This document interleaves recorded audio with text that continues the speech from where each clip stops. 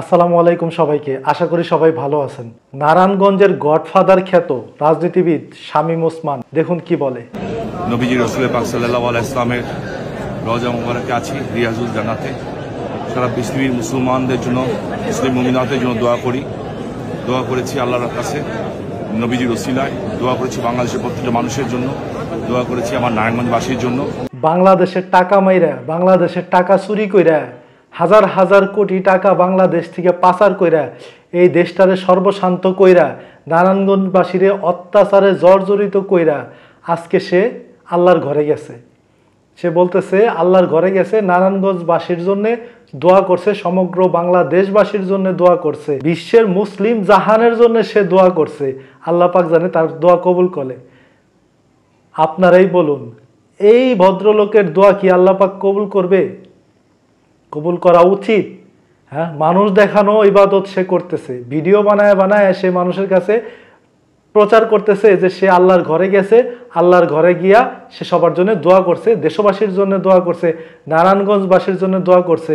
সে video বানায় এগুলা publish করতেছে, মানুষকে প্রচার করতেছে, মানুষের সিম্পেথি আদায় করার জন্য, মানুষের ইমোশন নিয়ে খেলতে চাইতেছে আবার নতুন করে। মানুষ, বাংলাদেশের মানুষ আর তোমাদের চায় না। তোমাদের এই সিম্পেথি বাংলাদেশের মানুষ আর নেবে না। এই মায়া কান্না, এই লোক দেখানো, এই হুজুরগিরি, এই হুজুরিপানা বাংলাদেশের মানুষ আর মেনে নেবে না। নারায়ণগঞ্জবাসী তো নেবেই না, গোটা বাংলাদেশের মানুষ মেনে নেবে না। তোমাদের মুখোশ উন্মোচন হয়ে গেছে গোটা বাংলাদেশের কাছে। বাংলাদেশের হাজার হাজার কোটি টাকা পাচার কইরা এই দেশটারে সর্বশান্ত কইরা এই ফ্যাসিস্ট সরকারের অনুসারী এরা এই দেশটাকে ধ্বংস করে দিয়ে গেছে। এই দেশের রাজনীতিতে এরকম রাজনীতিবিদদের কারণে ভালো মানুষ রাজনীতিতে আসে না, সন্ত্রাসীদের কারণে, এরকম সন্ত্রাসীদের কারণে। কারণ আজকে এইরকম সন্ত্রাসীরা এক সময় বাংলাদেশের রাজনীতিতে আধিপত্য বিস্তার করছে এমনভাবে যে ভালো মানুষ, ভদ্র মানুষ রাজনীতিতে আসতে ভয় পাইতো, লজ্জা পাইতো, ঘৃণা বোধ করত। যে বাংলাদেশের নোংরা রাজনীতি ভালো মানুষের রাজনীতি না, সন্ত্রাসীদের রাজনীতি। এরকম সন্ত্রাসী গডফাদারদের জন্যে মানুষ রাজনীতিতে আসতো না, ভালো মানুষ।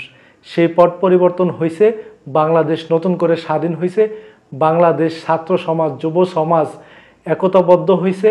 সবাই মিলে এখন বাংলাদেশটাকে গড়বে, সোনার বাংলাদেশ গড়বে, সজলা সফলা শস্য শ্যামলার এই বাংলাদেশ গড়বে।